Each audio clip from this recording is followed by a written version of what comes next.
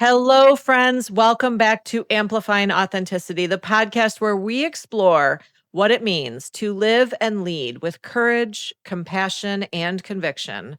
I'm your host, Megan Fucciarelli, speaker, author, and leadership coach. And every week we sit down with changemakers who are leading with heart and amplifying truth in their spaces.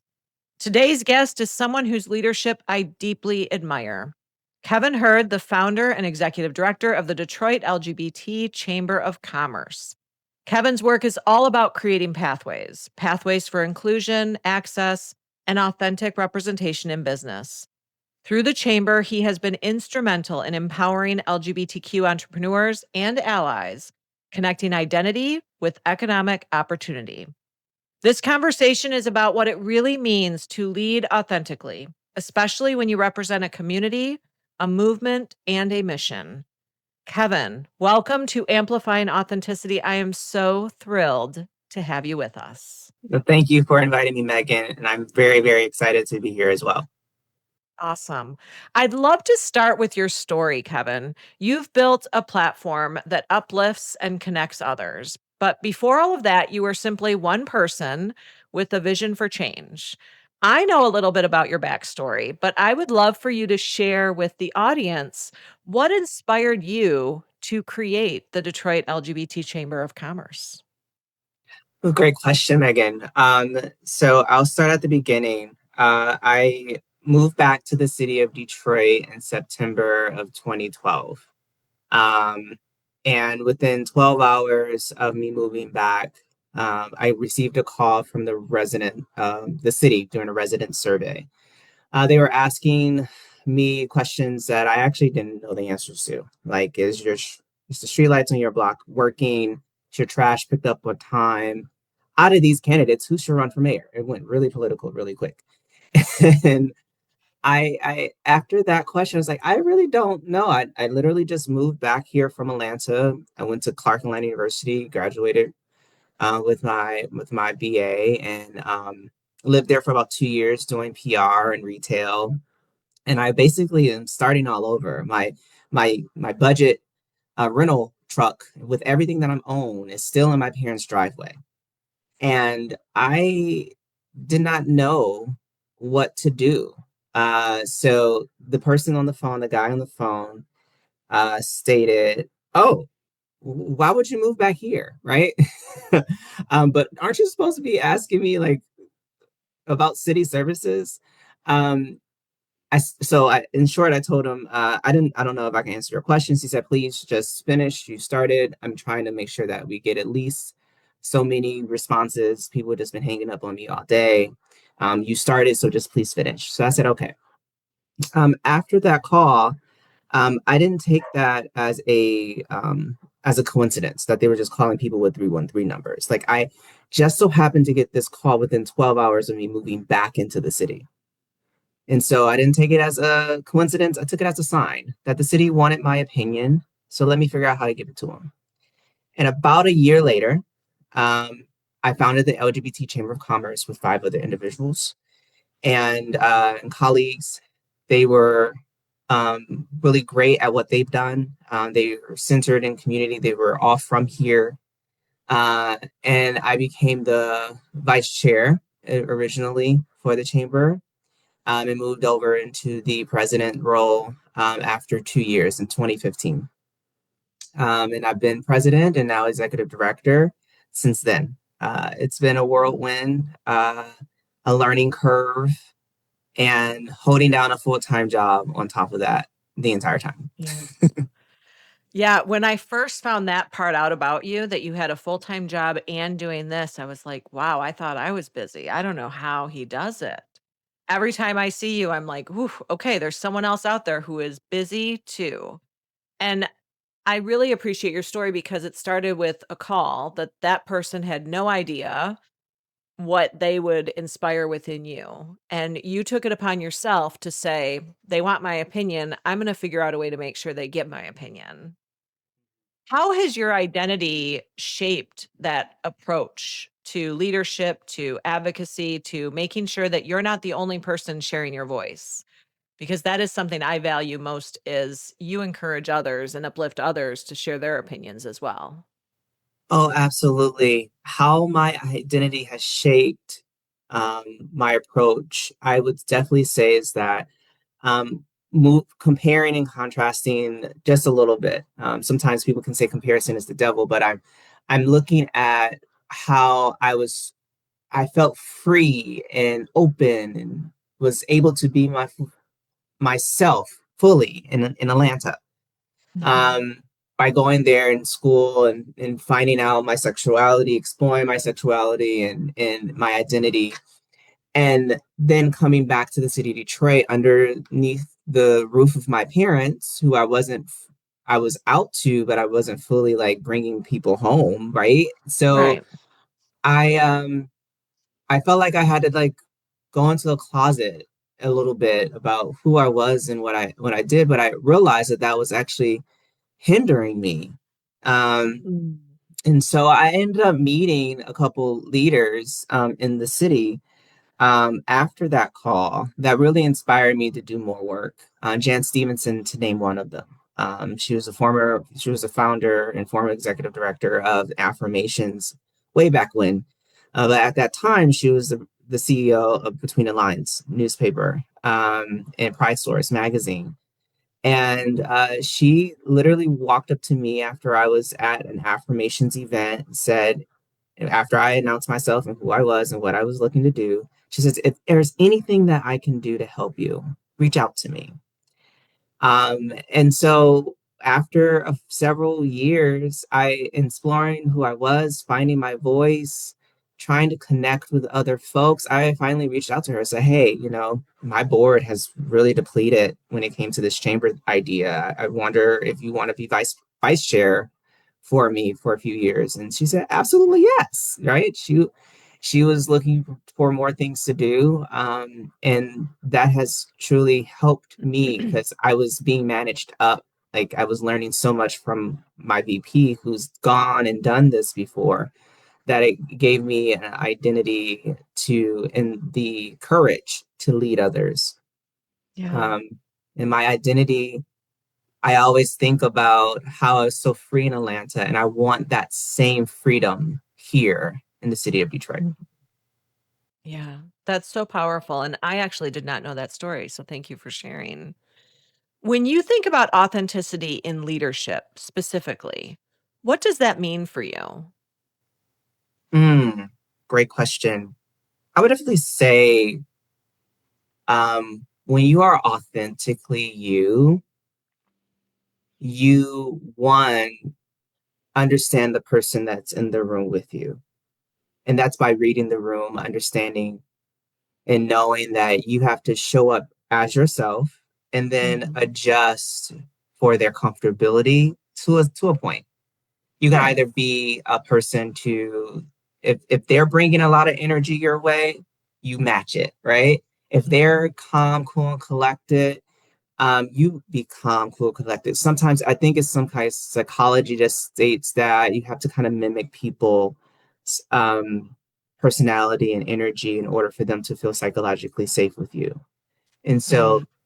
I understand that, it's kind of like a radio dial that I heard another leader uh, um, give that analogy where we're all radio tuners, like we all have our own different stations, but the volume has to go up and down depending on what depending on what song is playing on that station, right? So if it's a party, we're Absolutely. all excited, the volume's real up. But if it's calm, cool, and collected and we're in a serious meeting, we're playing jazz or classical music, the volume's kind of low so we can really focus and think. And that's how my leadership walks into a room, I would say. I love that analogy. And, one thing that we hear a lot in the work that I do is leaders and people just afraid of getting it wrong, right? Maybe afraid of tuning to the wrong station or saying the wrong thing or not matching that energy. Do you have any thoughts around that idea of people being afraid of getting it wrong? I mean, failure is a part of the process. So you're Right. going to get things wrong. I Like, get things wrong every day, I right? mean, every day you get things wrong. You got Mhm. things wrong on a test in grade school. You got things wrong When you raised your hand in the middle of the classroom, your teacher was like, nope, that's not the answer. You're going to get things wrong. But it's how you respond to those failures is what will shape you as a leader. Will you just go and clam up in the corner and say, I get things wrong all the time. I'm not going to take any risk. Or are you going to get up, dust yourself off, and try again, like Aaliyah says? Right. So Exactly. it's that's the key there. I don't necessarily think that people um, needs to figure out that they have to get everything right, because if you got everything right, then there's no lessons there to me. Like you don't learn any lessons. You Right. don't learn any hard truths about yourself in a society. Right. So yeah, failure is a part of this process. So take risks. Yeah. I say all the time that the day you stop learning is the day that you need to stop existing. Like, there's not a reason to be here if we're not going to learn. And every single one of us can learn from every other person we encounter. And I think oftentimes people assume that they can only learn from people in higher positions or positions of authority. And I will tell you, I have learned the most in my life from my child. And I have learned so much from him and how he sees the world. And I've also learned so much from colleagues and from leaders. I've learned my goal is to learn something from everyone I encounter. And in our society, I think people are just afraid to do that sometimes. I Yes, absolutely. But you also learn from added responsibilities. Like the responsibility of raising a child, right? You have that Mhm. responsibility. You learn how to juggle work, life, parents, children, all those things. You learn Right. by trial and error. There's no manual on how to raise a child, right? And if Mhm. there is a book that says the manual of how to raise children, they're lying, right? It may be a it may be a great start. I read But all of those books. It didn't help, Kevin. I'm sure. I mean, it's interesting because I even think about, like, I don't have any children, but I have a young niece who one of the lessons that I taught her is that money is not to be spent, is to be invested. So are you investing in Mhm. this candy bar, or are you buying this candy bar? Right? Like which one? And she was like, I'm investing in it. I said, well, then buy two and sell the other. There you go. Right? And so then buy two and sell the other so you can make money so you can buy four the next time. Right. And so those are the things that I taught her. And so she's like thinking about, starting her own nail salon and her own hair salon. I said, well, you're going to have to learn business. So go to school for business. And she says, Mhm. I like making things pretty, so I'm going to go to marketing. I said, well, you're going to have to learn the business aspect of marketing. If you want to start a business, you're going to have to learn business at Mhm. some point in your life. So go and Mhm. find out what your passions are. And 3 weeks later, after she goes to class, she was like, I'm switching to business because I talked to my advisor, and that's what they told me I should do because of what I told them that I wanted to do. And I says, okay, cool, good. Let me know how your business classes are going. And so Right. we tend to like just try to find out ways on how to lead, how to learn, how to make mistakes. We constantly try to think about new innovative ways to entice or invite or influence people in life, but failure is always going to be a part of that process. We're not going to get everything right. And Mhm. we shouldn't assume that we're going to get everything right. I mean, Absolutely. it is what it is. There's no manual. But I would definitely Right. say I learned patience, a lot of patience with um, fostering my partner's dog for this past Mhm. summer. That's something that I learned. Right. Um, but yeah, those added responsibilities, you do learn a lot about yourself when you're Mhm. taking care of someone or Right. something. And I see the chamber as my baby, so I want to make sure it goes to sleep very well every night. And I was just going to touch on that because what you just shared about the story and the lessons that you've imparted with your niece, you share those same lessons and those same philosophies and strategies with all of us as chamber members. I'm a proud member of the LGBT Chamber of Detroit. And you have such a way of sharing not just how we can lead authentically within our identities in the business world, And also talking about the business aspect of it. It's not just about following our passions. That's extremely important. Being able to be in a space where we can be seen, heard, welcomed, and valued. And the only place a business can be successful is if we also have the business acumen. How have you been able to blend both the authenticity of who we are as people and chamber members and the business acumen to support fellow business owners in their own crafts? Thank you for that question. So 3 years ago, told my board, I said, look, we need to actually have an ongoing program. And I was just speaking with someone from Quorum, which is the Wisconsin Chamber of Commerce. No, not Wisconsin, Minnesota. Quorum is Okay. in Minnesota, Twin Cities. Um, and they had like an equity program where they just, did it virtually, and they, had like 4 or 5 classes. It was like a series. And I said, look, I can take that kind of format. I can extend it a little bit. I can make it. And then we were invited to come to the NEI, so the New Economy Initiative work table. And I was looking at all the programs, like all these BSOs or business service organizations were offering, and they had the cohort model similar to what Quorum was. And I was like, you know what? We can do this specifically for queer entrepreneurs, and given that we are in the Blackest city in America, there's going to be some queer, BIPOC, LGBTQ entrepreneurs that really truly need a safe space to truly be their authentic selves and ask the questions, even the questions they think that are dumb. But the only dumb question that that you have is one that's not asked. So I Exactly. think it's very, very important to create these safe spaces. So 3 years ago, we applied for a grant. We received it from the New Economy Initiative, which is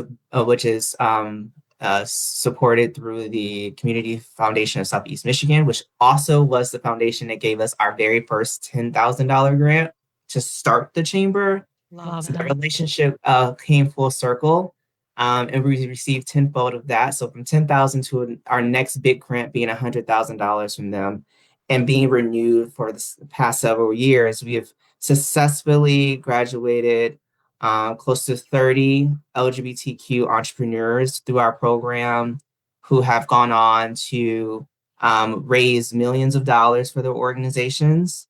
And are open and still successful and growing. And I'm just really, really proud of what they've been able to accomplish.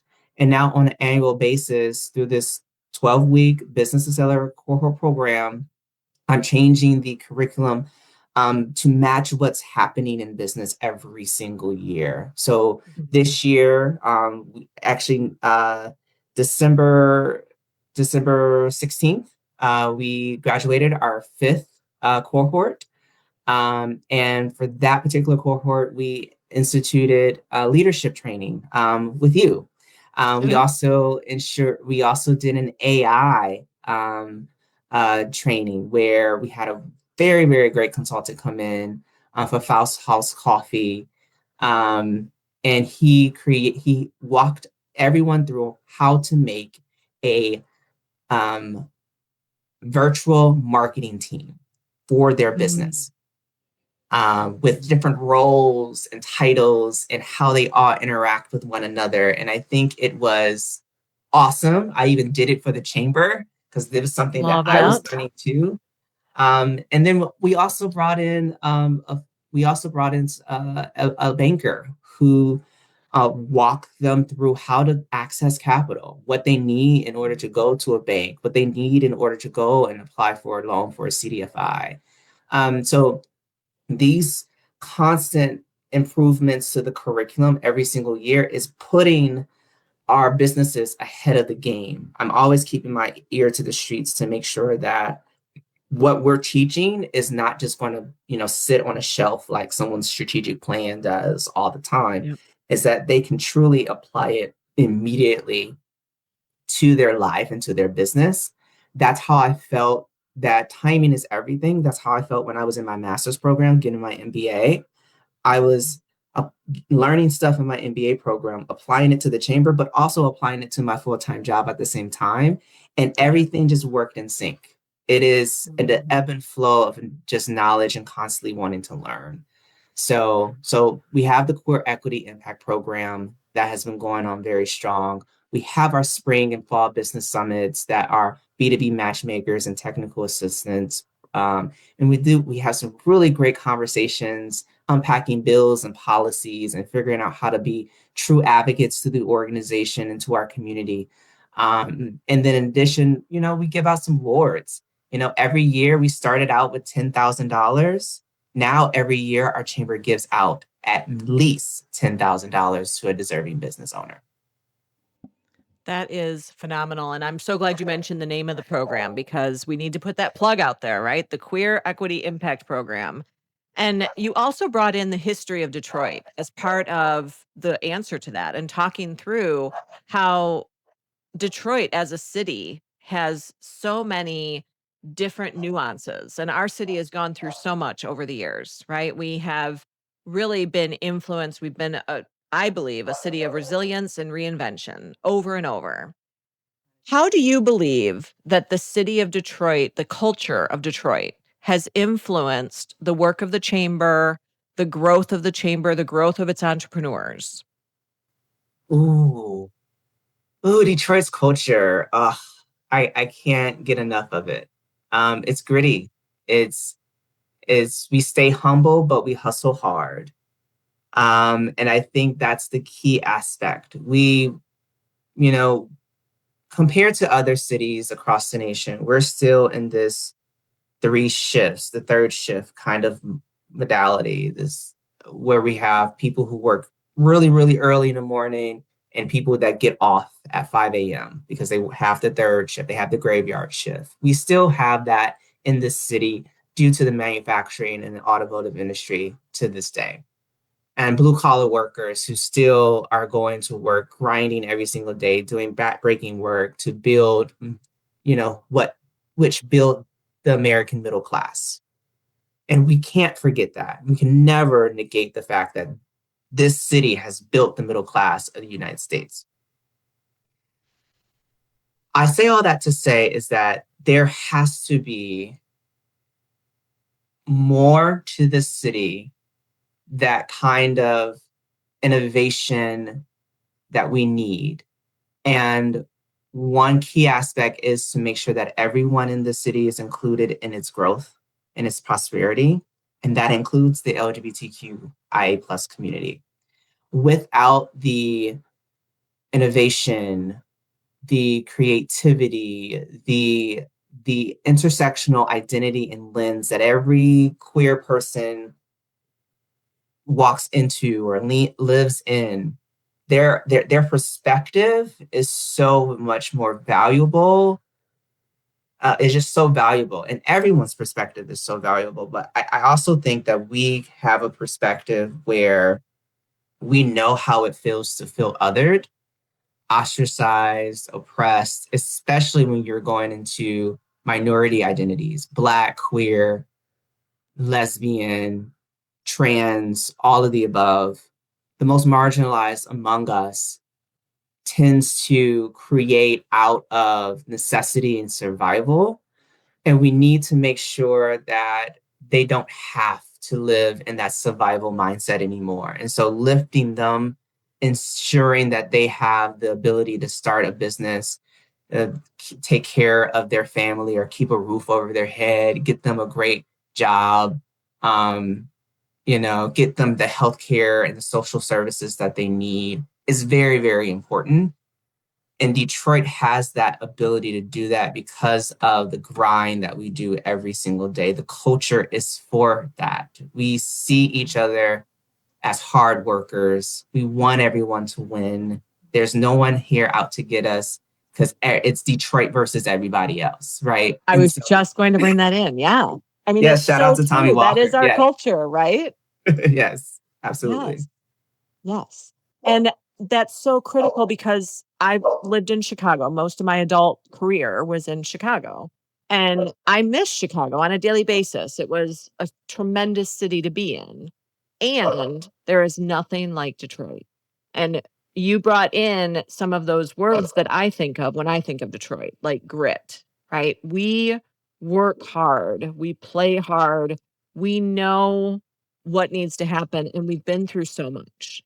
I mean, Detroit has been through so much, like you said, with the automotive industry and so many ups and downs. And there's just so much here that we could expand upon and so many opportunities. And I believe that we have so many great people who are working to make sure that every voice is seen, heard, welcomed, and valued. And that's critical. So, Kevin, we ask the same three questions to all of our guests.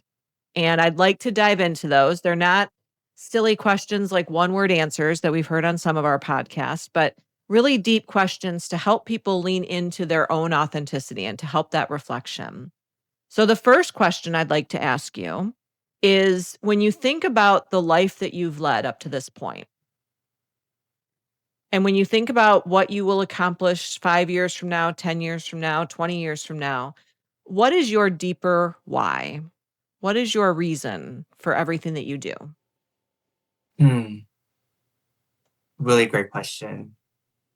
I love this question because it allows me to truly think about why the reason why I wake up every day. Mhm. And I am a giver. I try my best in everything that I do. And I think the reason why I get up in the morning is because, my most personal motivation comes from, having been felt invisible and misunderstood due to my intersectional identities, being Black, gay, not fitting traditional masculine norms. These experiences, of bullying and isolation taught me that once made me feel marginalized.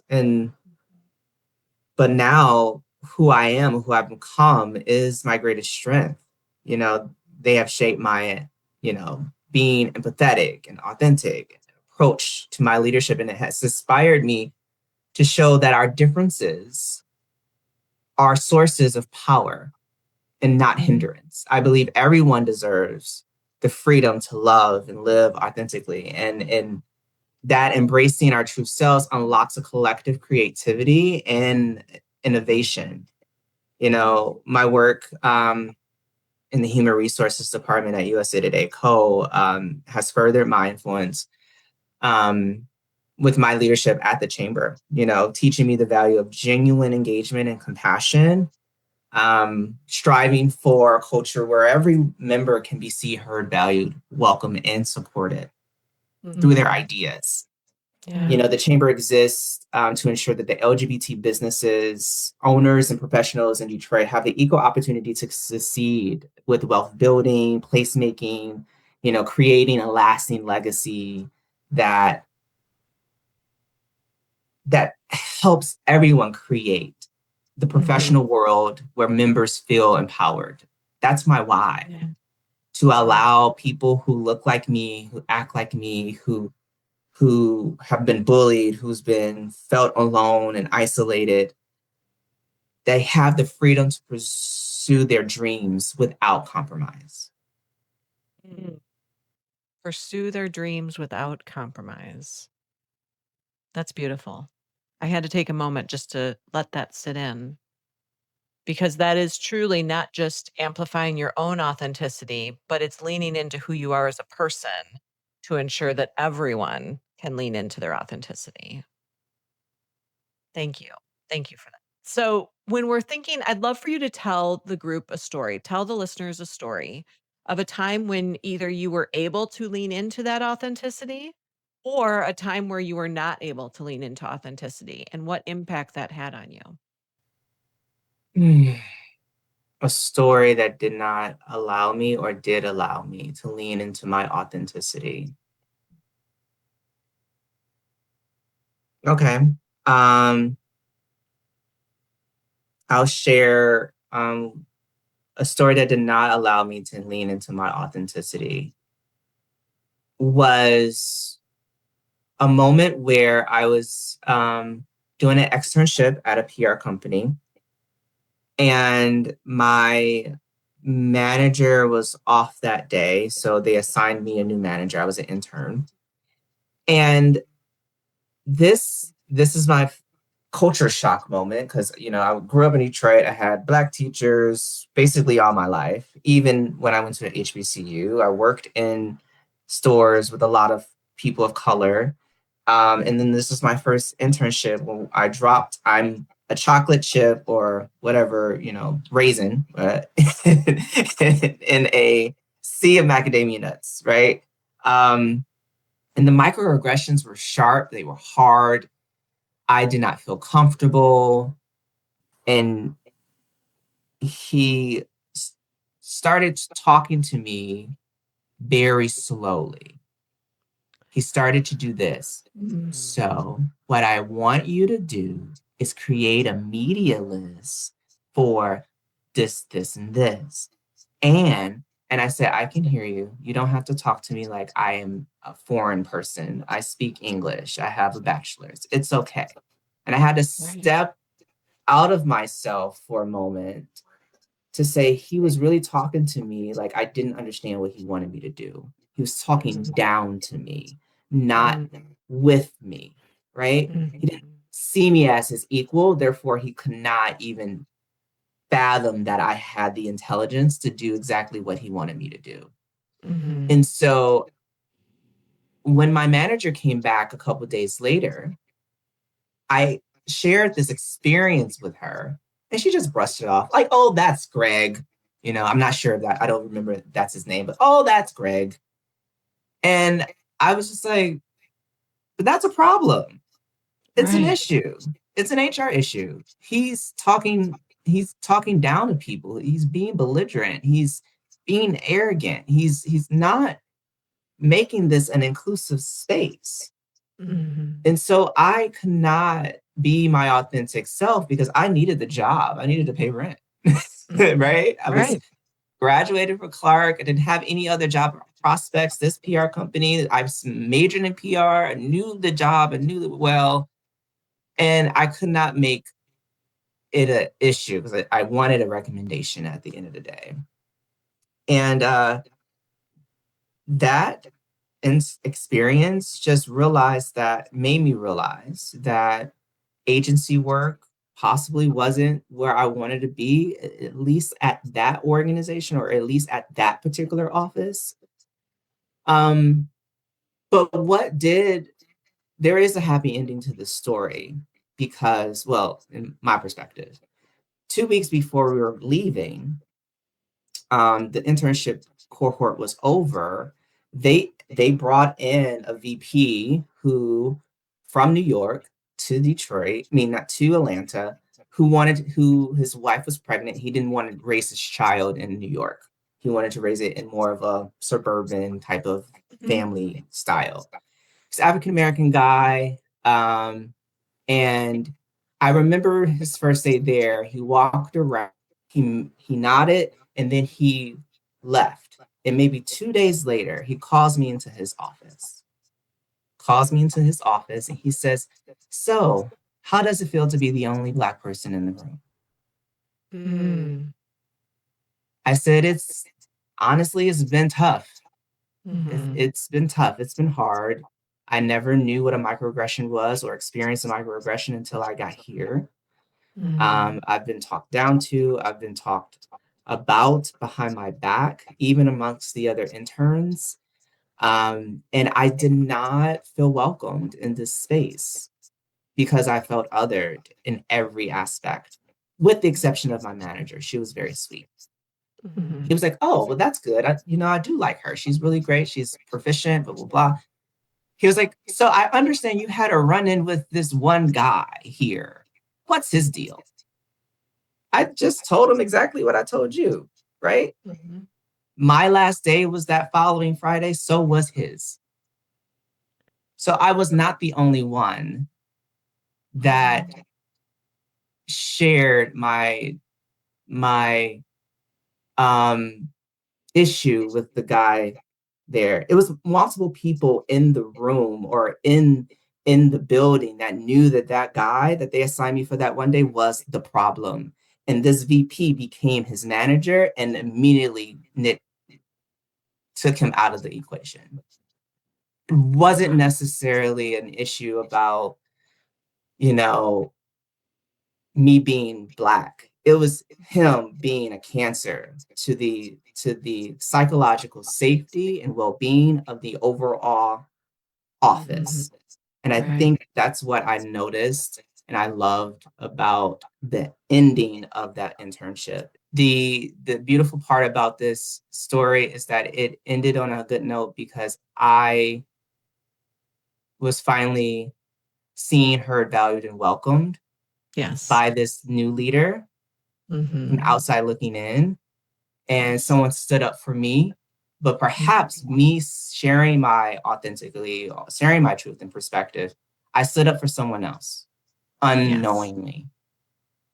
And I think that's a great point to wrap up on. I know that we are right close to time, and I wish we could continue the conversation for many, many, many more minutes and hours. But I'd love to hear from you if there's anyone listening who wants to ensure that everyone that they interact with are truly seen, heard, welcomed, and valued. What would be a piece of advice that you would offer to them? Hmm. I think it's an Oscar Wilde quote, be yourself because everyone else is taken. Mhm. Um, you can't learn if you're not listening. So listen, be yourself. And then finally, you miss all the shots you don't take. So take risks. So many great points. Thank you so much, Kevin. Thank you for the conversation. Thank you for being who you are. This is so much more than just a conversation for me. This is a conversation with a friend and someone I deeply respect and admire. So thank you. For those listening, you can learn more about Kevin's work. You can learn more about Kevin, and you can also learn more about the Detroit LGBT Chamber of Commerce. We're going to put the website and a couple links for you here in this podcast summary. And make sure that you're staying updated and connected with all of the great things that Kevin's doing, that the chamber is doing. And I just really, again, want to thank all of you for being part of this conversation. Thank you, everyone, for joining another episode of Amplifying Authenticity. If today's conversation inspired you, share it with someone in your network who's ready to lead with empathy, courage, and truth. I'm Megan Fucciarelli, reminding you to keep leading with heart, standing in your values, and amplifying authenticity wherever you are.